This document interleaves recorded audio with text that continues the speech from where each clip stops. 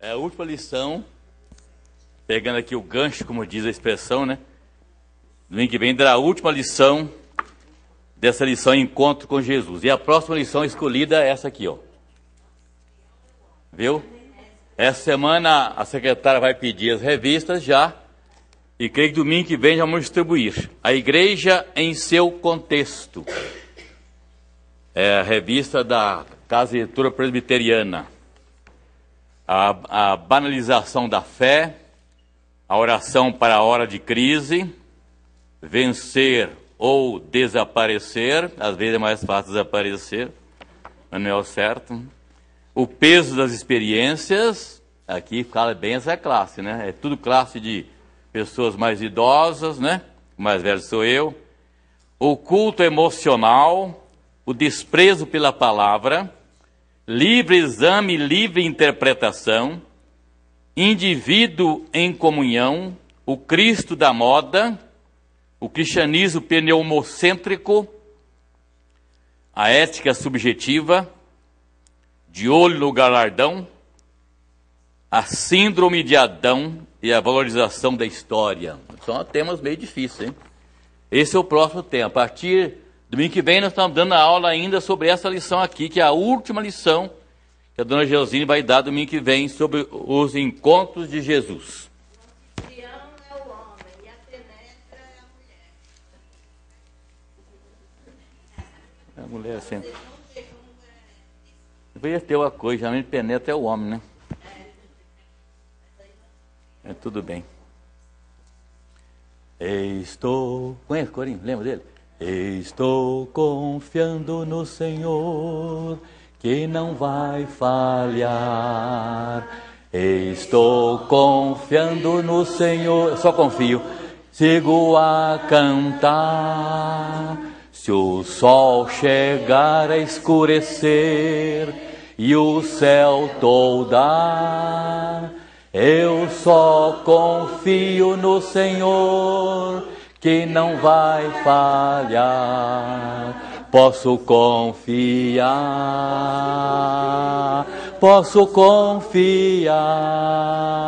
que um lar no céu Cristo vai me dar.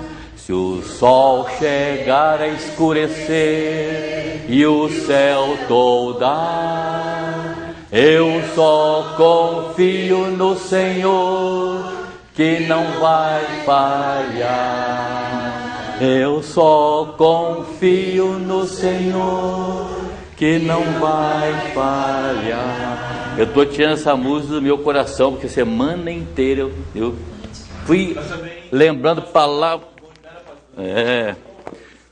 O Waldstein foi o Vandenberg. Eu lembro muito dele, porque peguei muito tempo, criou a família aqui. E ele era o companheirão daquelas viagens, dos cultos nas casas. E podia fazer sol ou chuva, ele e o pai dele, José Silvério, iam no culto, e eu também. E cada lugar que ia por aí, né, meu cara? Cada lugar que a gente ia, por amor de Deus. Viu? Bem, essa semana faleceu um grande amigo nosso, Joaquim Bezerra dos Anjos. Orem pela família. Joaquim foi um grande companheiro. Você sabe que você levava o seu pai, eu levava o Joaquim. Aonde a gente ia, o Joaquim era o companheiro de todas as horas e de todos os momentos. Foi um grande incentivo, um grande colaborador dessa igreja e do meu ministério. Eu devo muito a Deus pela vida do presbítero Joaquim Bezerra dos Anjos, pela amizade que tinha com ele, pela confiança e pelo seu trabalho nessa igreja. Ele foi vice-presidente do conselho por muitos anos, e cada vez que a igreja fazia homenagem para mim, e fazia sempre, né? Ele lia aquele versículo: mais vale o bom nome do que muitas riquezas. E comecei a fazer uns elogios a mim, publicamente. Um dia eu não faço mais esse elogio, não. Ele dizia: o pastor conhece todo mundo por nome. Eu falei: eu conheci, agora não estou conhecendo mais, não. Vai devagar. É como hoje, em tantos irmãos novos na igreja, eu conheço você, se encontrar em aquele lugar, sei que é da igreja, mas o nome de muitos não lembro mais. Depois dos 25 anos, a gente começa a esquecer as coisas. Alguém duvida que tem mais de 25?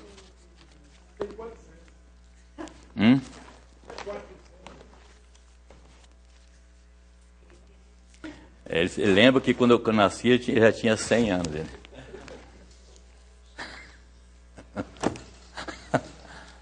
Meus irmãos, vamos na nossa lição de hoje, que é o encontro com tradicionalistas. Parece que a lição não interessa muito ninguém não, né? Parece que não. Quando eu vi à primeira vista, como eu li agora os temas, os subtemas da lição próxima, também algumas coisas parece que não está lá, vai dar muito certo, mas vai. Então, estudo da palavra de Deus, o encontro com tradicionalistas, o encontro de Jesus com os tradicionalistas. O que é tradicionalistas? Nome comprido, né? Quilométrico. Vamos definir duas palavras, dois termos aqui nesse início. Primeiro, tradicionalistas eram pessoas partidárias do tradicionalismo, primeira coisa. Os tradicionalistas eram os apegados às tradições, apegados aos usos e costumes antigos, apegados aos sistemas baseados na tradição. Definido tradicionalismo. Repetindo, eram pessoas partidárias do tradicionalismo, apegadas às tradições, aos usos e costumes antigos, a sistemas baseados na tradição. Bem, e o que é tradição? A definição. Tradição refere-se à ação de entregar ou transmitir. Transmissão oral de fatos históricos, lendas, valores espirituais que passam de geração para geração, usos, hábitos inveterados ou muito antigos, símbolos, memória e recordação. O que é tradição? Tradição é a ação de entregar ou transmitir, transmissão oral. A tradição não pode ser escrita, senão deixa de ser tradição. Você sabe que a Igreja Católica vê mais a tradição do que a Bíblia. Se a Bíblia disser uma coisa, a tradição não diz, a Bíblia se omitiu. Se a tradição não disse, a Bíblia disse, está errado. Porque a tradição é mais importante do que... É isso que Jesus está combatendo na lição de hoje. Tradição refere-se à ação de entregar ou transmitir. Transmissão oral de fatos históricos, lendas, valores espirituais, que passam de geração para geração, usos ou hábitos inveterados ou muito antigos, símbolos, memória, recordação. Mas parece que nos dá a ideia de que tradição é sempre coisa errada, não é certa. Mas a tradição, lembra o seguinte, a tradição no bom sentido da palavra. Eu tinha uns versículos só ali que eu esqueci de distribuir. Tem muitos textos, mas eu vou distribuir pelo menos, são 6 primeiros textos. Depois dos 6 primeiros textos, não vou, quem quiser ler, leia, entendeu? Eu não vou, você quer ler, minha irmã? Quer ler? Lê. Só sabe ler, claro que sabe. Quem é a última aqui, dona Débora, por favor? São 6 primeiros textos, depois tem outros textos, lê quem quiser, quem lê mais rápido, não importa quem, tá certo? Eu quero que colaborem comigo, por favor, quanto mais rápido possível. Então vamos ver aqui, já de início, hein? Vai entrar aqui 3 textos de início. Provérbio 28, 28, Provérbio 22, 28, Gálatas 1, 14, e 2 Tessalonicenses 2, 5. Eu disse o seguinte, quando falamos de tradição, parece coisa errada, né? E realmente Jesus condenou a tradição. Mas existe dentro da tradição boa, que nós chamamos de a tradição no bom sentido da palavra, quando essa tradição se trata a respeito de imitar coisas boas. Então vamos ao primeiro texto. Já acharam? O primeiro texto se encontra em Provérbios 22, 28. Quem encontrou? Não removas os marcos antigos. Isso, leia de novo. Não removas os marcos antigos, que puseram teus pais. Não remova marcos antigos colocados pelos seus pais. Isto é, tradição. Guarde para o seu crescimento. Há muitas pessoas, muitos filhos criados no Evangelho que esquecem os marcos traçados pelos seus pais para as suas vidas. Outro texto, dentro dessa matéria. Gálatas 1,14, quem pegou? E na minha nação, quanto ao judaísmo, avantajava-me a muitos da minha idade, sendo extremamente zeloso das tradições de meus pais. Pela tradição dos meus... Paulo dizendo. Lê de novo esse versículo aí. E na minha nação, quanto ao judaísmo, avantajava-me a muitos da minha idade, sendo extremamente zeloso das tradições. Avantajava-me. Eu sabia mais do que as pessoas do meu tempo. E o finalzinho diz o quê?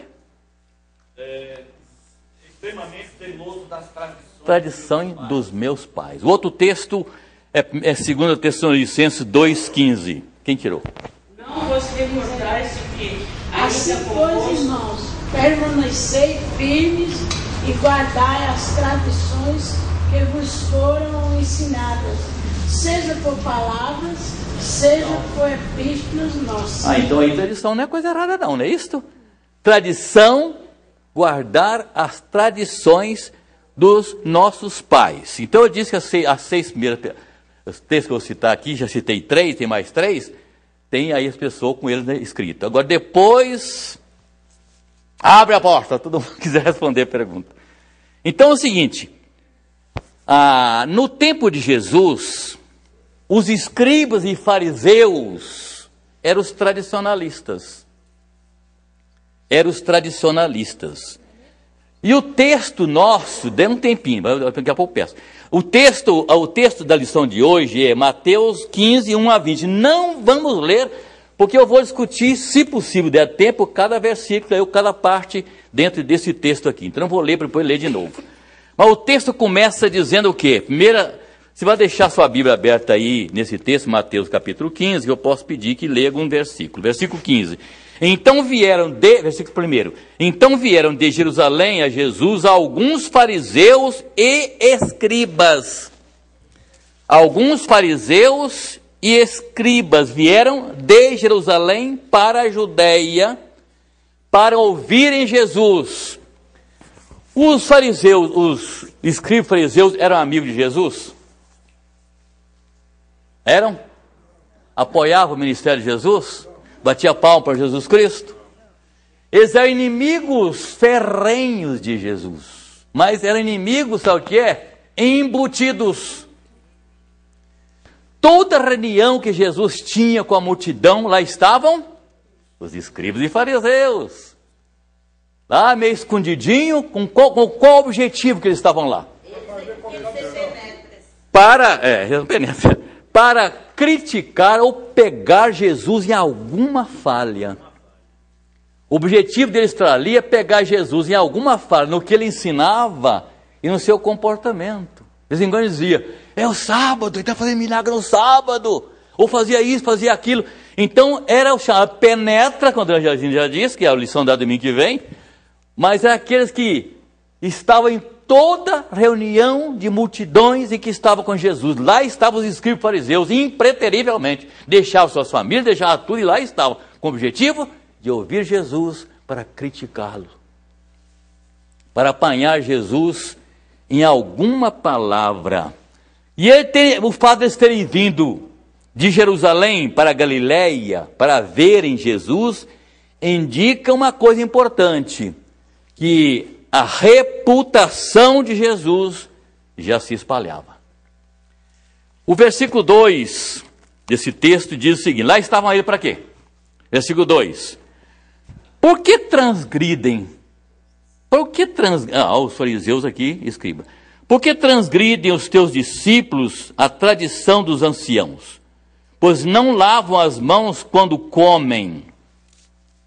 Você sabe como das coisas da tradição dos fariseus e fariseus, eles tinham esse problema, esse costume de quando chegar da rua para comer, lavar as mãos. Você também faz isso, também faço isso.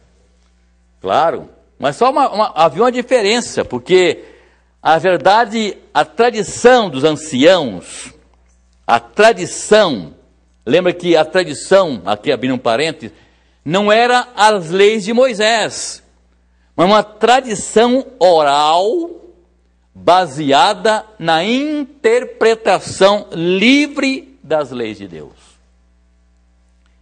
Eles lavavam as mãos, uma das coisas que faziam, lavar as mãos, mas não como higiene. Eles lavavam as mãos, os copos, os pratos. Se você convidasse um fariseu para ir na sua casa, podia estar lá batendo lá o que faz? Tim, que é o cristal. Não, ele mandava lavar de novo, mandava lavar os pratos, mandava lavar os copos, lavar as mãos, porque eles não comiam sem lavar as mãos, sem que lavasse os copos, sem que lavasse os pratos, os talheres, porque eles faziam aquilo como um cerimonial para remover impurezas. E é interessante que lavava as mãos e os copos e os pratos para remoção de erros internos. Por isso Jesus criticou, porque lavar os copos, o exterior e o interior. Então, o tipo de pessoas assim é o que fez Pilatos, né? Quando entregar Jesus para ele, ele olhou, eu não vejo crime nesse homem. Ele podia dizer, pode soltar esse homem, ele tinha autoridade para isso, não tinha? Por que não fez? Não podia fazer, Jesus tinha que morrer? Se ele tivesse soltado, nós estávamos perdidos. Olha, a gente tem que ver as coisas desse prisma, né? Por que Pilatos não soltou Jesus? Porque ele tinha que morrer. Ele disse, eu vim para esse momento. Agora Pilatos levou a fama de ruim, né? Mas ele fez uma coisa hipócrita. O que ele fez quando não encontrou crime em Jesus? Não, vamos crucificá-lo. O que ele fez? Pegou uma bacia, lavou as mãos. Sou inocente do sangue desse homem. É como os fariseus faziam, os escribas lavavam as mãos para lavar seus pecados interiores. Por isso Jesus chamou-os de quê? Sepulcros caiados. Bonito por fora, podre por dentro. Sabe que existe na igreja pessoas assim? Limpo, bonitinho por fora, traz sua biblinha, crente, mostra até serenidade, como o Papa, né? Muda de voz, né? Havemos Papa. Eu ouvi a frase mais comum da semana? Havemos Papas, temos um Papa. Joaquim, não Francisco. Até que dia aparece lá no Vaticano o nome da nossa América Latina, né? É John. É? Não sei se vale a pena. Abrindo aqui um parênteses, fez diferença na vida de vocês quem foi eleito? Papa? Não? Vocês não vão orar por ele? Para que Deus castigue ele? Amaldiçoe?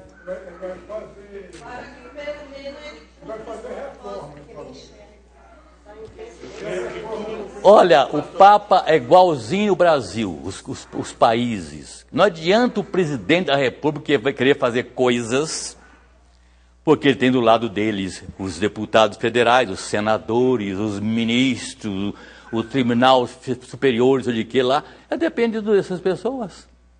Só que eu acho interessante que o Congresso reúne, é outra coisa aqui, gente, vocês vão atrapalhar a minha lição. Reúne lá, trata tantas coisas, agora vê a sanção da presidente. Então, para que eles vão se reunir? Pastor, o senhor falando assim, o senhor vai dizer que tem outros interesses, não o povo. O quê? Por trás do direito do governo nosso. Não é só o povo? É. Tem outros direitos? É o governo do povo, por meio do povo, para o povo. Isso é democracia. Mas é assim? Vamos botar a lição, gente? Por que vocês mexeram com esse assunto? Ah, foi eu. Alberto, deixe de ser sincero, viu? Faz favor. Então é o seguinte, não era essa cerimônia dos fariseus e escreve lá, lavar as mãos, os copos, os pratos. Não era uma cerimônia, como eu já disse, baseada na higiene, né? A higiene nos manda fazer isso, é claro, lavar as mãos, né? Desinfetar, né? Lá em casa, por causa da doença da Adriana, tem álcool para todo lado, né? Então as pessoas dizem, eu posso visitar aí, desculpa, não dá para visitar. Orem por ela, porque na verdade, se uma pessoa que entra numa casa, onde há uma pessoa que depende de imunidade, pode atrapalhar toda a imunidade da pessoa. É uma coisa terrível, na verdade é essa. Então a gente fica muito constrangido, e pode ir aí, meu irmão, infelizmente ela está aqui em casa essa semana, esses dias, não pode, porque é a questão da imunidade. Está ouvindo? Então é álcool, lavar as mãos. Agora, já está isso ensinado, subentendido, que você tem que lavar as mãos muitas vezes durante o dia. Porque isso é higiene e evita uma série de doenças. Só lavar as suas mãos. Começar pela meningite. Um monte de coisa por aí. Então era um costume religioso. Os fariseus insistiam nessas cerimônias especiais de lavar as mãos para desfazer os efeitos contaminadores de qualquer possível contato com pessoas ou objetos imundos. Agora, quando é que surgiu isto? Note bem, quem pegou o texto aí, por favor, de Levítico, ou não está mais? Levítico 5, 2 e 3, leia. Levítico 2, 1, 5, 2 e 3. Pode ler, minha irmã. Ou quando alguém tocar em alguma coisa imunda, seja corpo morto, de besta fera imunda, seja corpo morto de animal imundo, seja corpo morto de réptil imundo, ainda que ele fosse oculto e tornasse imundo, então será culpado. Ou quando tocar a imundícia de um homem, seja qual for a imundícia, como se faça imundo e lhe for oculto e o souber, depois será culpado. Tudo bem. Aí nasceu essa questão. Então essa prática é oriunda lá do ensino do Velho Testamento, e era prescrição, sabe para quem? Para os sacerdotes, quando iam oferecer o sacrifício no templo, ou na sinagoga. Eles tinham que fazer tudo isso. Depois o povo abarcou isso tudo, e os escribas fariseus tornou isso uma responsabilidade, um dever de todas as pessoas, não só do sacerdote. Quem tem aí Êxodo 30, 17 a 21? Disse mais o Senhor a Moisés. Presta atenção. Farás também uma bacia de bronze. Lá no templo está construindo. Um pote de bronze para lavar. Pô-la-ás entre a tenda da congregação e o altar, e deitarás água nela. Nela, Arão e seus filhos lavarão as mãos e os pés. Os pés também. Quando entrarem na tenda da congregação, lavar-se-ão com água, para que não morram.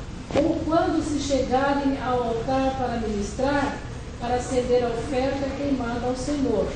Lavarão, pois, as mãos e os pés, para que não morram, e isto lhe será por estatuto perpétuo, a ele e a sua posteridade, através de sua geração. Muito obrigado. Onde originou essa questão. Lá no templo, o sacerdote que oferecia não podia entrar imundo. Se eles entrassem imundo, morriam. Lembra de um profeta que apresentou-se no púlpito com roupa suja? Quem foi? E que foi castigado, e Deus mandou que ele fosse trocar a sua roupa e tudo, para ele poder voltar e falar com o Senhor. Então, a prescrição de purificação especiais era para o sacerdote, especialmente. Depois passou para o povo. Então Jesus seguia, o texto só leu foi Deuteronômio, foi Êxodo 30, Dana, 30, 17, 21. Só está pensando o quê? Eu também estou querendo lembrar. Eu li essa semana. Foi Josué? Bom, depois vocês lembrar, vocês falam comigo. Jesus seguia a lei de Deus e não se sentia obrigado a observar as tradições. Lucas 11, 37 a 39. Quem tirou? Lucas 11, 37 a 39. Ao falar Jesus essas palavras, o fariseu o convidou para ir comer com ele. Então, entrando, tomou lugar à mesa. O fariseu, porém, admirou-se ao ver que Jesus não se lavara primeiro antes de comer. 37 a 39. Assim, o Senhor, porém, lhe disse: vós, fariseus, limpais o exterior do corpo e do prato, mas o vosso interior está cheio de rapina e perversidade. É isso aí. Nosso copo. Terminou? Então eu dizia que Jesus seguia a lei de Deus e não se sentia obrigado de observar as tradições. E por isso que lá estavam os olhos atentos de piscinê em cima de Jesus, e escribas e fariseus, para criticá-lo e censurá-lo. Porque não se preocupava em guardar tradições, mas sim a palavra de Deus. Essa tradição ou lei oral, eu estou destacando essa expressão oral, era tida pelos fariseus como tendo autoridade igual à da lei escrita. E às vezes mais do que a lei escrita. Como eu disse que na tradição católica romana é assim. A tradição vale mais do que a Bíblia. A tradição é passada oralmente, geração após geração. Não se escreve, ao contrário da Bíblia. Quando João teve a visão de Apocalipse, o que Deus disse para João em primeiro lugar? Escreve o que você está vendo. Só se pode guardar uma coisa para que ela seja autêntica escrevendo. Então, acho que caberia bem aqui o ditado: quem conta um conto... Que tamanho está essa tradição hoje, não é verdade? Quem conta um conto, aumenta um ponto. A tradição era chamada pelos judeus de Mishnah. Era o nome da tradição, Mishnah. E um de seus tratados especifica detalhes no lavar das mãos antes de comer. Lavar os pratos, os copos, com a quantidade de água a ser usada, quantas enxaguadas se fazia ao lavar as suas mãos e outras exigências absolutas. Então, isso tornou-se pesado para o povo, não é verdade? Por isso que a religião tornou-se pesada, o cumprimento da religião.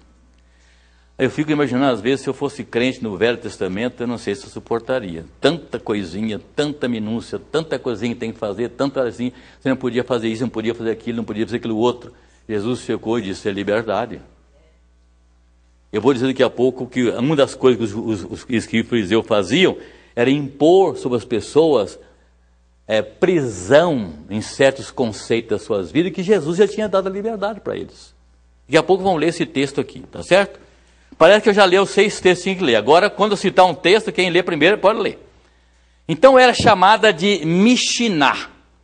E um dos tratados especifica detalhes no lavar das mãos. Estou repetindo isso.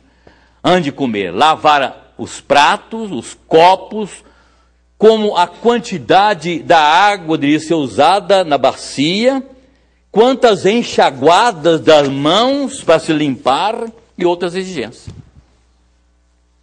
E Jesus fez nesse texto que nós lemos aqui, vamos ler alguns versículos daqui a pouco, Jesus fez clara distinção entre tradições e os mandamentos dados por Deus a Moisés.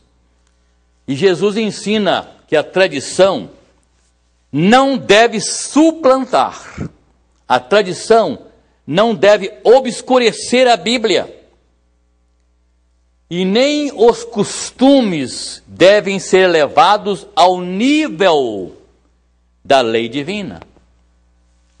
Sabe por quê, meus irmãos? Porque o tradicionalismo, ele pode camuflar um relacionamento superficial com Deus, em detrimento de uma vida de comunhão e santidade proposta por Cristo.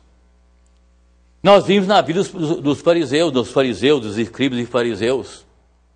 Eles viviam a vida toda errada, internamente, mas camuflava isto com seus ritos, com as suas tradições, aparentando externamente para as pessoas que eram pessoas santas. Então, repito, o tradicionalismo pode camuflar um relacionamento superficial com Deus em detrimento de uma vida de comunhão e santidade proposta por Cristo. É a chamada, que eu disse em passado atrasado, a ortodoxia e a santificação. Nós tratamos do moço rico, não é verdade? O moço rico sabia de tudo, sabia os mandamentos. Ele não só sabia, como a Bíblia diz que ele guardava os mandamentos desde sua infância. Se ele disse infância, eu disse o seguinte: se ele disse infância, porque ele foi criado num lar religioso. Os pais obedeceram Provérbios 22:6, ensina a criança no caminho que deve andar, mais tarde não desviará dele. Ele era um jovem religioso. Ele tinha uma boa intenção quando procurou Jesus para saber como ganharia a vida eterna. Mas era como muitos crentes, bem ortodoxo. Eu sou presbiteriano e não mudo. Ortodoxia. Obedece às leis da igreja, obedece todos os requisitos e normas da igreja, mas a vida cristã é uma vergonha. Então, ortodoxia 100%. Santidade, 0%. E, meus irmãos, acontece o seguinte, uma coisa interessante, que nós vivemos hoje numa era em que o tradicionalismo religioso é muitas vezes confundido com um conjunto de regras que devem ser seguidas para diferenciar de um determinado grupo ou de uma comunidade. Por exemplo, no meio da igreja evangélica existe tradicionalismo. Como? Isso pode ser visto na igreja. De um lado estão as igrejas que adotam práticas tradicionalistas, que não têm respaldo bíblico na palavra de Deus. Como, por exemplo, a abstenção de certos alimentos. O crente não pode comer certos alimentos. Não pode comer carne de porco, por exemplo. Aquele torresminho torradinho, aquela costelinha. Não pode comer. Depende do colesterol. Você não come por causa do colesterol, mas eles comem por causa da religião. Está ouvindo? Então, aquela abstenção de certos alimentos, aquela abstenção de certo tipo de brincadeira, de lazer, usos e costumes. As mulheres usam roupas longas, sem decote, não pode cortar cabelos, não pode usar maquiagem, não pode usar batom, não pode usar esmalte, não pode usar joias. Mas, por um outro lado, as igrejas reformadas, elas são criticadas por darem liberdade demais. Encontra vendo na frente da igreja mocinhas com o umbigo de fora, né? Passou essa fase, já aparece, né? De umbigo de fora. Primeiro que na igreja nossa, parece que sim. Estão ouvindo? Agora já não está usando mais nada. Está ficando caro. É porque os tecidos estão muito caros, né? Fazer bem curtinha. Hoje voltou até a antiga, chamada mini saia. Não é verdade? E às vezes nós também fazemos certas coisas, meio os homens também fazem as coisas erradas. Nós estamos numa igreja que não é da praia, não é igreja de praia. Vir aqui, por exemplo, de bermuda na igreja, não acho que é certo. Não é certo. O crente vir à igreja de aquela, como é que chama aquela camiseta?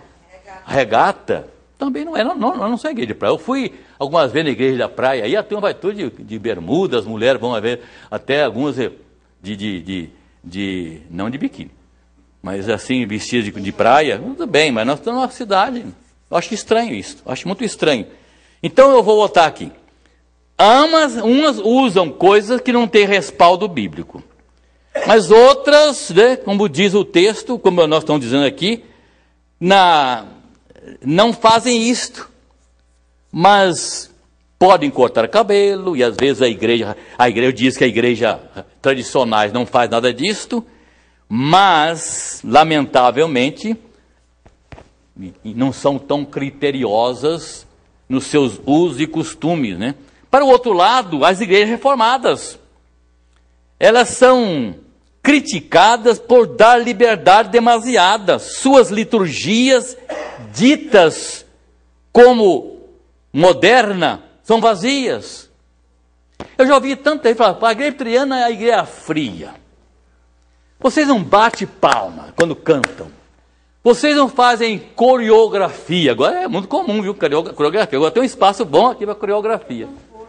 Hein? Você não pula. Não pula, né? Não fazem todos aqueles gestos aqui na frente, né? Ô, pastor Abel, nós assistimos um programa no rádio, todo dia, porque é melhor do que a música do mundo. Aí o pastor fala que quem não gosta de pular, quem não gosta de bater palma, quem não gosta de gritar, não é crente. Não vá na igreja dele. Porque então nós somos criticados por isso. Nós criticamos as igrejas tradicionalistas e elas nos criticam por nosso modernismo. E hoje há muito disto. E eles também acham que nós somos... A minha neta, por exemplo, machucou, a Carolina, que ela é metodista, sabe, né? Ela frequentou a igreja metodista com a mãe por muitos anos, e ficou metodista, né? Mas no coração ela é presbiteriana. De vez em quando ela tem uma discussão com a gente consegue convencê-la, porque ela não pode ser arminiana, porque arminiano não crê na salvação eterna, né? E nós cremos na salvação eterna, e enfim, ela leva a coisa aqui, o pastor quer que ela vá para o seminário. Ela está fazendo isso, entrou esse ano na faculdade, escola de psicologia.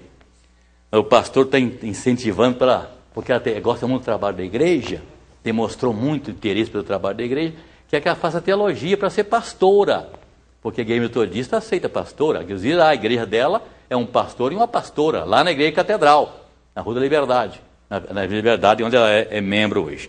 Um dia desse ela se machucou, foi ter no hospital, ficou engessada por mais de um mês, porque estava fazendo coreografia da igreja e uma jamanta pisou no pé dela.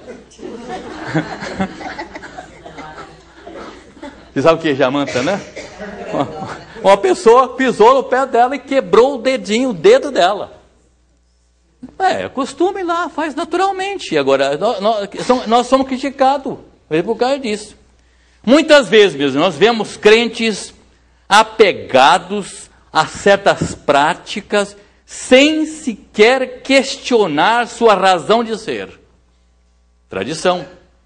Tradicionalismo. Geralmente perguntam, já perguntaram para mim, deve perguntar para outras pessoas, você é de que igreja? Presbiteriana. Aí eles perguntam, da tradicional? Então eu falo, sou presbiteriana do Brasil. Por que eles falam tradicional? Porque nós temos também os tradicionais. Mas nós, os verdadeiros presbiterianos, são considerados tradicionais. Porque existe igreja presbiteriana renovada, igreja presbiteriana pentecostal, esses não são.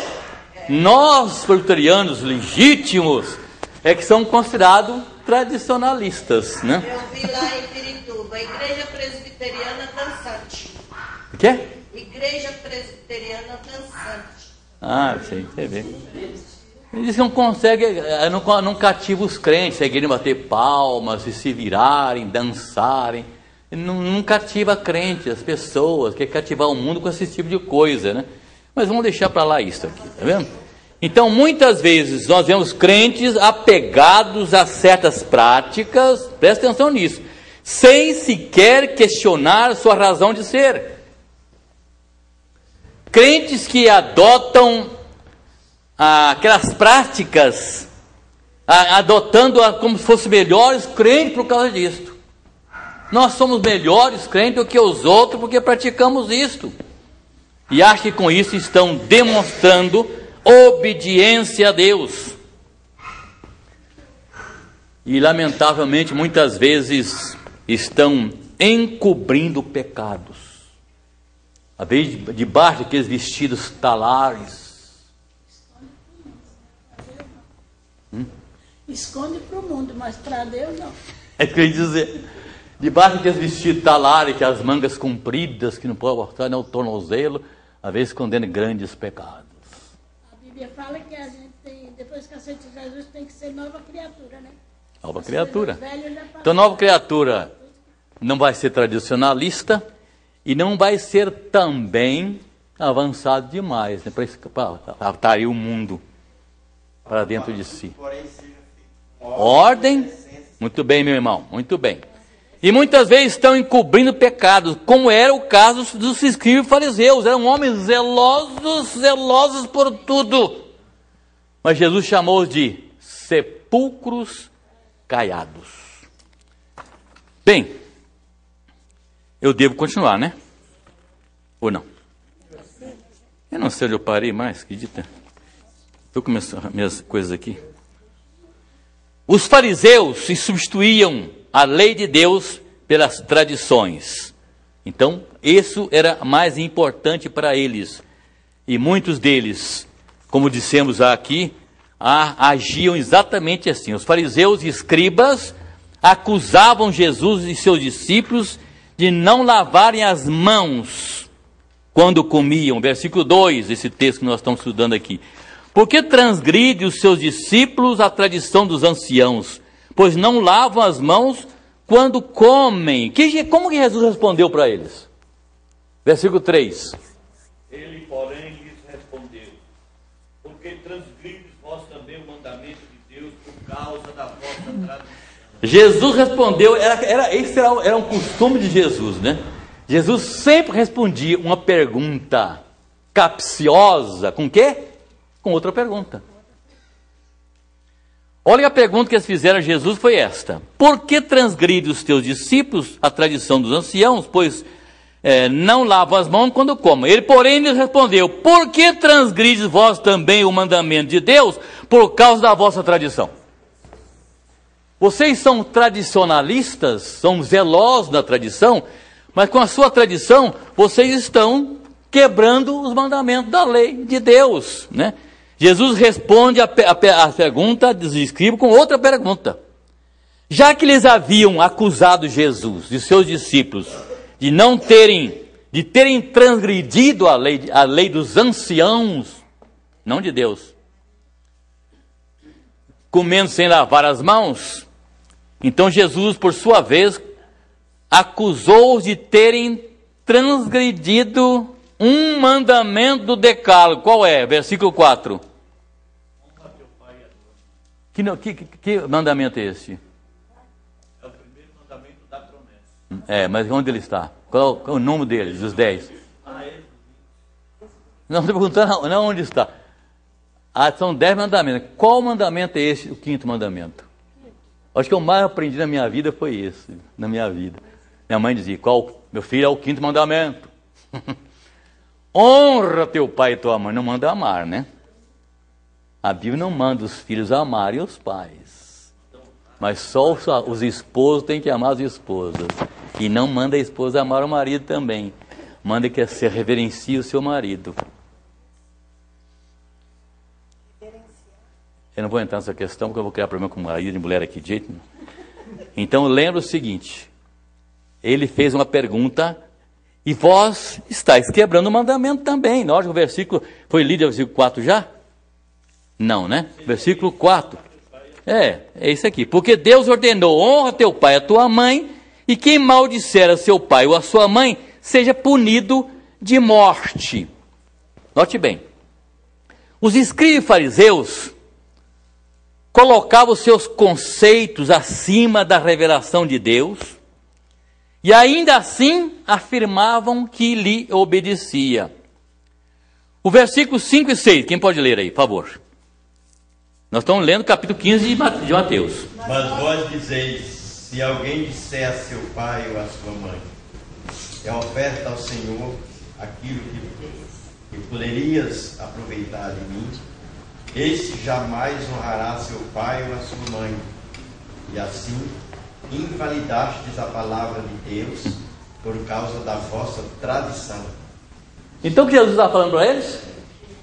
Jesus estava se referindo a uma prática pela qual as pessoas, note bem, as pessoas consagravam seus bens a Deus a fim de usá-los em benefício próprio e não para outros. Eu chegava, não sei como fazia isto, mas eu tenho meu dinheiro, tenho minha casa, tenho meu automóvel, eu dedicava esses bens para Deus. É o que Jesus está cobrando deles aqui. É o que Jesus está cobrando deles aqui.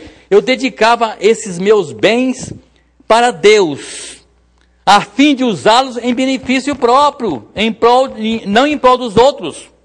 Por exemplo, o que Jesus quis dizer para eles aqui. Por exemplo, se os pais precisassem de dinheiro e fossem pedir ajuda a um filho, o filho podia dizer ao pai que não podia dar porque seus recursos já tinham sido consagrados para Deus.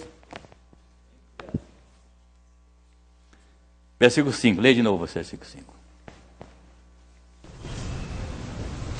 Mas vós dizeis, se alguém disser a seu pai ou a sua mãe, é oferta ao Senhor aquilo que poderias aproveitar de mim. Eles faziam isso. Então o que Jesus estava cobrando deles aqui era algo costumeiro entre as pessoas. Repito, eu pegava, dedicava meu carro, minha casa, meus bens materiais a Deus. Eu dedico hoje, em nome de Jesus, meus bens para Deus. Então, isso é uma maneira de evitar emprestar dinheiro para os outros, não? Era uma maneira falsa, hipócrita, de eu não ajudar ninguém. Mesmo os pais, aqui o Jesus cobrou os pais. Vocês estão cobrando de mim que não lavo as mãos? E vocês que fazem as pessoas desonrarem os seus pais? Nem os pais. Chegasse para um filho, eu preciso de sua ajuda, filho. Ah, meu pai, desculpe, eu não posso. Eu dediquei meus bens para Deus. Mas é mentira, é para ele usar livremente. Então não posso ajudar o Senhor. E Jesus então foi taxativo com eles aqui. Mas vós dizeis, se alguém disser a seu pai e a sua mãe, é oferta ao Senhor aquilo que poderia aproveitar de mim, esse jamais honrará seu pai ou a sua mãe. E assim invalidaste a palavra de Deus por causa da vossa tradição. Vendo que chegou, a que ponto chegou tudo isto? Em que ponto chegou tudo isto? Então essa artimanha que eles usavam por meio da tradição, livrava os filhos de honrar os seus pais, ao cuidar deles na velhice. E o versículo 6 então diz o seguinte: esse jamais honrará seu pai e a sua mãe, e assim invalidaste a palavra de Deus por causa da vossa tradição. Hipócritas! Bem profetizou Isaías a vosso respeito, dizendo: este povo honra-me com os lábios, mas o seu coração está longe de mim. E em verdade vos adoram, em vão me adoram, ensinando doutrinas que são preceitos dos homens. E Jesus chamou-os de hipócrita. O que é um hipócrita? Um hipócrita. A pessoa que finge qualidades ou sentimentos bons, mas que realmente não os tem. Existe hipócrita na igreja?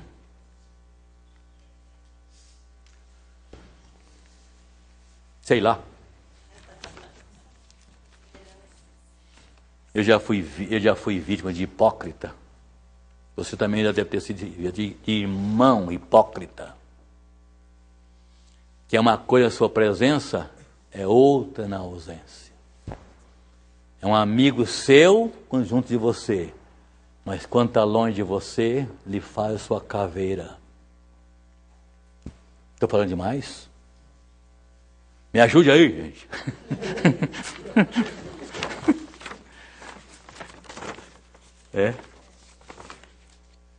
Onde eu parei? Versículo 10 a 14. Quem pode ler? Rapidinho, nós estamos esgotando. 10 a 14. E tendo convocado a multidão, lhes disse: ouve e entendei. Não é o que entra pela boca que contamina o homem, mas o que sai da boca. Isso sim contamina o homem. Então, aproximando-se dele, os discípulos disseram: sabes que os fariseus, ouvindo a tua palavra, se escandalizaram? E daí? Ele, porém, respondeu: toda planta que meu Pai Celestial não plantou será arrancada. Deixai-os, são cegos, guias de cegos. Ora, se um cego guiar outro cego, cairão ambos no barranco. Jesus era tão específico no que dizia, não? Ele era tão objetivo que não entendia que não quisesse. Ele não era o tipo de pregador que usava a palavra difícil que o auditório não entendia. Ele falava para as pessoas entender. Entender mesmo. Jesus repreende nesses textos que o Vandenberg leu, os escribas e fariseus por estarem tão obcecados pela tradição que não conseguiam cumprir os mandamentos de Deus. Pode dizer. Talvez uma pessoa defender o vício da bebida com esse versículo. Que entra pela boca, não contamina o homem. Olha, viu? E diz que está no Evangelho. Tá. Eu falei para ele que a Bíblia fala de beberrão, e não pode. Mas o que entra pela boca contamina, sim, porque o álcool contamina. E como contamina? Eu sei que eu tenho lá uns 30 lá e sei o quanto contamina lá. Ele reprovou-os por se preocuparem tanto com as suas vidas externas, lavarem cerimonialmente as mãos, as suas regras alimentares rígidas e não darem importância ao seu caráter. Isso acontece hoje na vida de muitas igrejas, muitos crentes, infelizmente. Outra pessoa, quem quer dizer, do versículo 17 ao 20, está encerrando. Versículo 17 ao 20, presta atenção nesse texto. Não compreendeis que tudo que entra pela boca desce para o ventre, depois é lançado em lugares escuros. Mas o qual sai da boca vem do coração, e é isso que contamina o homem, porque do coração procede maus desígnios, homicídios, adultérios, prostituição, furtos, falsos testemunhos, blasfêmias, são essas as coisas que contaminam o homem, mas o comer sem lavar as mãos não o contamina. O que a pessoa pensa no seu coração, que Jesus quer dizer aqui, isso é o que ela é. O que a pessoa pensa no seu coração é aquilo que a pessoa é. Alguém podia ler 1 Pedro 3 e 4, por favor? O que diz Pedro sobre isto? O que a pessoa pensa no seu coração, isso é o que ela é. 1 Pedro 3 e 4. Não seja o adorno da esposa. Presta atenção nisso aí. Eu sei que é muito maravilhoso, meu presbítero Hinaldo. Começa de novo, por favor. Não seja o adorno da esposa que é exterior, sino frisado de cabelos, adereços de ouro, aparato de vestuário. Seja, porém, o homem interior do coração, unido ao incorruptível trajo de um espírito manso e tranquilo, e é de grande valor diante de Deus. A pessoa não é pelo que ela veste, pelos seus adereços, pela sua maquiagem. Pedro disse, ela é aquele seu homem, aquela personalidade interior. Salomão diz, sobre tudo que se deve guardar, guarda o teu coração. Meus irmãos, a matéria-prima de nossas ações é o que nós recebemos na mente e permitimos que chegue ao nosso coração. E a Bíblia diz a única maneira que pode evitar você pecar. Qual é a única maneira na Bíblia que você pode usar que te evita o pecado. Guardarei a tua palavra para não pecar contra ti. Muito bem, Salmo 119, versículo 11. Guardei a tua palavra no meu coração para não pecar contra ti. A única maneira de você evitar o pecado é encher o seu coração da palavra de Deus. Enquanto houver um lugarzinho no seu coração, não ser ocupado pela palavra de Deus, vai ser ocupado com o pecado. Outro texto, por favor, agora você vai ler, que esse aí da Débora já diz de cor, ótimo. Salmo 101, versículo 3. Vou pedir uma irmã que leia. Um irmão leia 2 Coríntios 10, 4 e 5. E o Alberto vai ler Provérbios 4 e 23. Vamos ler esses textos. Então, primeiro, Salmo 101, 3. Depois, 2 Coríntios 10, 4 e 5. E o Alberto vai ler Provérbios 4, 23. Pode ler, Salmo 101, 3. Não porei coisa má diante dos meus olhos. Aborreço as ações daqueles que se desviam, nada se me pegará. Leia de novo, irmão. Não porei coisa má diante dos meus olhos. Aborreço as ações daqueles que se desviam, nada me pegará. Muito bem. A matéria-prima de nossas ações é o que recebemos na mente e permitindo que chegue ao coração. O outro texto é o 2 Coríntios 10, 4 e 5. Porque as armas da nossa milícia não são carnais, sim poderosas em Deus, para destruir fortalezas, anulando nós sofismas e toda altivez que se levante contra o conhecimento de Deus, levando cativo todo pensamento à obediência de Cristo. Muito bem. Levando cativo todos os erros para a obediência a Cristo. O que está em nosso pensamento, em nosso coração, é o que nós somos. O outro texto aqui é Provérbios 4, 23, Alberto. Sobretudo, o que se deve guardar, guarda o teu coração, porque dele procedem as fontes da vida. Está dito. Sobretudo deve guardar agora o teu coração, porque dele que vem todas as suas ações, tudo o que você faz, ou certo ou errado. Aquilo que a pessoa diz, podemos dizer, é reflexo daquilo que ela é interiormente. A boca fala do que o coração está cheio. Citou meu fato aqui, é o versículo 8 aí, para ler aí, o versículo 18, está aberto aí o texto ainda? Não, não está mais. O versículo 18 desse capítulo aí que nós estamos lendo, quem tem aberto aí? 18. Mas o que sai da boca procede do coração, e isso contamina o homem.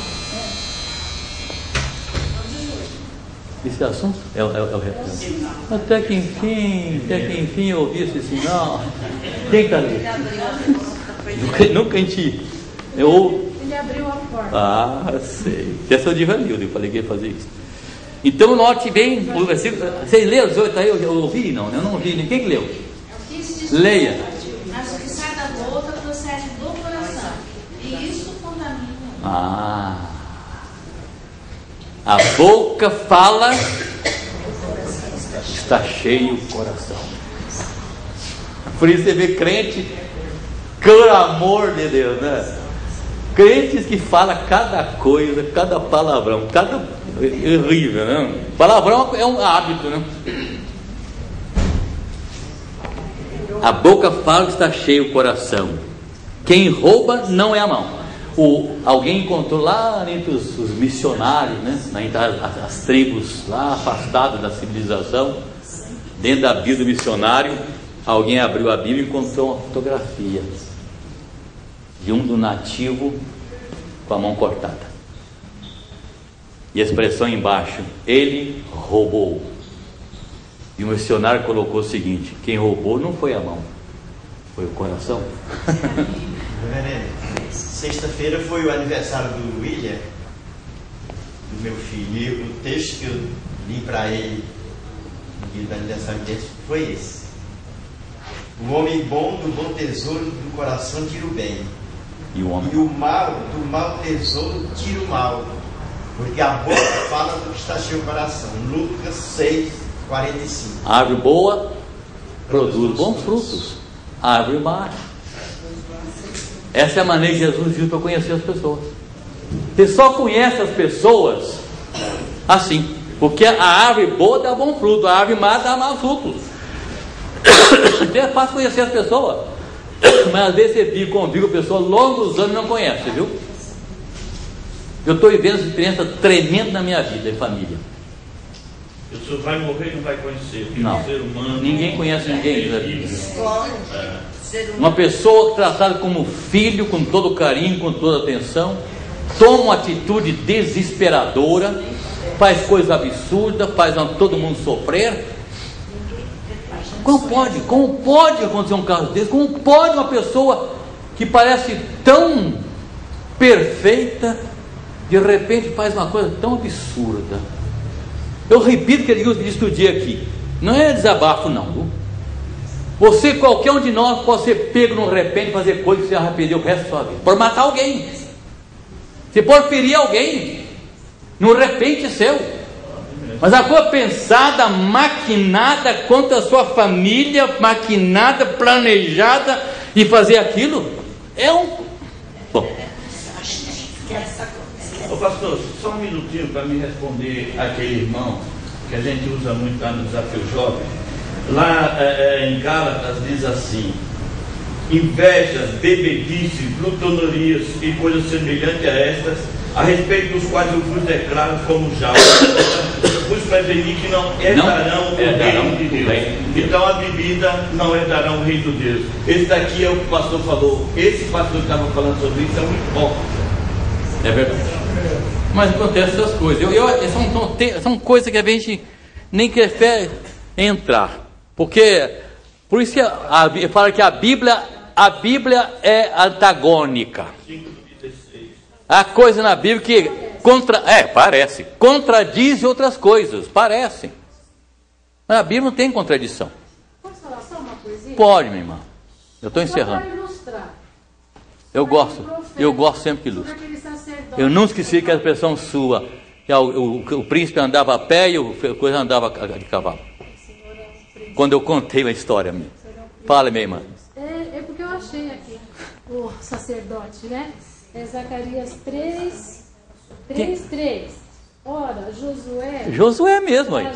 Trajado de vestes sujas, era Josué mesmo. Estava diante do anjo. Isso. Tomou esse a palavra e disse aos que estavam diante dele: tirai-lhe as vestes sujas.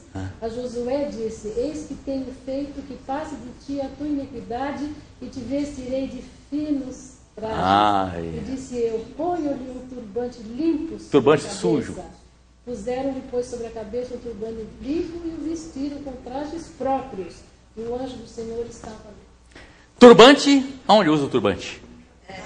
Cabeça suja.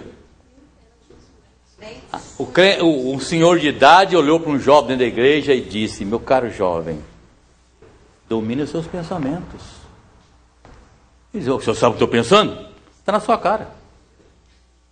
Você está aqui dentro da igreja com atitudes imorais. E percebeu isso nele. A ver, o crente está aqui dentro. Já não aconteceu, você está aqui dentro da igreja, no culto a Deus, e vira na sua cabeça certos pensamentos que não é próprio naquele momento? Todos nós podemos ter isso, sentimento. É por isso que na igreja todo mundo tem que ter uma linha de conduta. Inclusive eu não estou contra mulheres não, com roupas chamativas, mas até nisso a gente tem que tomar. Aqui não é lugar disso não. Aqui não é lugar de chamar atenção para sexo. Desculpa a pressão. Chamar atenção para... Eu tive aqui na minha vida, alguns irmãos que estão aqui desde muitos anos da minha vida, sabe? Eu já tive o desprazer de mandar separar namorado dentro da igreja. Estava namorando, parecia chegar, havia desfato dentro da igreja. Eu me lembro que do púlpito dizia: meu irmão, diácono, por favor, separa fulano de fulano, porque daqui a pouco vai virar aqui o sexo explícito dentro da igreja. Tem lugar disso? Se você quer fazer, está com mau pensamento lá, fala para fora da igreja, aqui para prestar culto a Deus. Agora, o inimigo Satanás te joga para seu cabelo. Ele não tem domínio para entrar no seu coração, nem no seu pensamento, mas ele joga sobre você coisas. Se você der vazão, são suas. Cuidado. Pastores, quando Aí falam dele, né? Aí eu não falo porque ele quer a palavra de Deus correta, como a Bíblia manda. Não, eu não estou daí. Depois a gente sai aí falando dele, não, porque falaram do meu filho, porque o pai não entende, né? As coisas, não, porque o pastor veio chamar a atenção do meu filho, não é chamar a atenção. Eu chamei meus filhos a atenção. Chamar a atenção dos nossos filhos. Eu me lembro que eu mandei um dia publicamente, Diácono, separa a Benício da Betinha aí, por favor, que estão conversando no do culto. Era um escândalo para a igreja, eu não estou nem aí. Está ouvindo? As coisas são certas, gente. Eu fui considerado como pastor grosso, curto e grosso. E ainda continuou sendo. Só que felizmente não administro mais a igreja. Então vocês estão livres de mim. A palavra de Deus é a palavra de Deus. Não pode mudar nada aqui não. Não pode mudar nada. Eu estava falando, digo para o presbítero Hinaldo sobre isso. Ele também tem essa mesma escola, viu? Eu não gosto nem de ouvir ele pregar, não, porque o negócio é meio perigoso. Mas eu onde eu estou, eu falo muito do Senhor, que eu aprendi. Obrigado, muito, obrigado. Eu não sou exemplo, não sou exemplo para ninguém. As igrejas lá, as igrejas presbiterianas da qual nós estamos lá, a igreja não cresce porque nós não temos um pastor com atitude que nem o Senhor. Nós sempre temos um pastor com atitude, não tem medo de atingir. No livro que eu escrevi, o pobre, ou a fulano, a ciclano, não. No livro que eu escrevi, Mensagens Pastorais, tem um capítulo sobre isto. Eu li ontem. Que muitos dizem o seguinte: no tempo que os pastores pregavam mensagem muito dura para a igreja, as igrejas não cresciam. E que deve pregar para a igreja uma mensagem de amor, não atacar o pecado. E eu disse que, lamentavelmente, é o contrário. Quando se pregava mensagens duras para a igreja crescia muito mais. Pelo menos os que vinham eram pessoas verdadeiras, cristãs verdadeiras. Eu quero encerrar a lição, se vocês não falarem mais nada, por favor. Não fala não. Fala, Georgina. Você não falou ainda, pode falar. Porque quem conhece a sua essência, o senhor discorda desse curto e grosso totalmente. Sou sim, eu sou curto e grosso. Foi sempre assim. A gente tem a sua imagem, está no tempo de agora, e graças a Deus. Vocês são suspeitos, eu sou suspeito. Vou encerrar. O profeta Isaías fala no capítulo 1, versículo 10 a 15, vamos dar tempo para ler. Fala do problema do culto associado ao pecado, à hipocrisia. Deus não aceita. O apego à tradição, meus irmãos, é recorrente em nossos dias e deve ser combatido. Cada um de nós deve examinar sua própria vida que tem errado, substituindo a sua verdadeira comunhão com Deus. Religião de aparência. Cuidado. Cuidado com o ativismo. Há muitas pessoas na igreja que são ativistas, são tidas como pessoas trabalhadoras na igreja, são ativistas. Mas o que é ativismo? É a pessoa envolvida com os trabalhos da igreja até o pescoço, mas a vida é cheia de pecado. Isso chama de ativismo. Ativismo. Sejamos moderados, porque a Bíblia diz, tudo que vier a mão fazer, faz conforme as tuas forças. Deus não está mandando fazer nada demais. Viu? Nós tínhamos um cuidado no conselho, sobre carregar pessoas na igreja com muitos cargos, porque a pessoa sobrecarregada não vai desempenhar nenhuma tarefa bem feita. Outra coisa é o seguinte, eu venho no conselho, aqui tem alguns dos meus presbíteros que é isso, o Paulo, o Hinaldo, naquele tempo nosso. Eu me lembro que às vezes na hora de escolher uma pessoa, naquele fim de ano terrível, escolher pessoas, alguém sugeria o seguinte: pastor, vamos escolher fulano, porque ele tem faltado muito na igreja. Vamos botar um cargo nele. Eu falei, não senhor, se dá cargo a pessoa que está na igreja. Eu não vou trazer pessoa para a igreja dando cargo para ela. Como sempre disse, o diácono é só diácono depois que ele foi eleito e empossado? Não, ele já existe na igreja. Você vê o irmão fazendo o trabalho dele? O presbítero também, um líder. Por exemplo, eu encaminhei para o seminário 8 seminaristas dessa igreja. E o presbitério exige o seguinte, para quando encaminha alguém para o seminário, tem uma pessoa que demonstrou que tinha vocação dentro da igreja. Porque eu fui presidente do presbitério paulistano por mais vezes do que qualquer outra pessoa foi nesse período aí. Eu fui presidente do presbitério durante 13 anos, não consecutivos, mas indo, voltando, às vezes vice-presidente. Muitos pastores encaminhavam jovens para o seminário. Chega lá, o rapaz não sabia coisa nenhuma. O que a nossa Constituição diz, quando encaminhar alguém para o seminário, esse alguém tem que ter demonstrado na igreja espírito de liderança. Como vou saber se uma pessoa aí tem espírito de liderança e nunca fez nada na igreja? Eu não posso encaminhar. Então, eu falei com um pastor importante, ele ficou meio chateado comigo, eu disse, falei, você mandou o seu elenco para a igreja, ele não sabe nada. Mas eu mandei para vocês. Aí vocês resolveriam, quer dizer, eu lavei as mãos sobre ele. Falei, nós também lavamos a mão. Estou devolvendo para você. Bem, domingo que vem, então, a dona Geuzinha vai dar a última aula dessa lição. E vocês vão receber, creio que já domingo que vem. Se eu não encontrar a Renata, dona Geuzinha, à noite, que eu talvez não venha aqui, só podia falar com ela qual a revista foi escolhida para pedir para nós. Só fica com a revista, porque a senhora não sabe. Então só fica com a revista, fala com ela, pedir a lição e pedir 2 lições. Qual é a segunda mesmo? A outra? Ficaram contra esta? Qual foi a outra? Só lembra? Me ajuda aqui.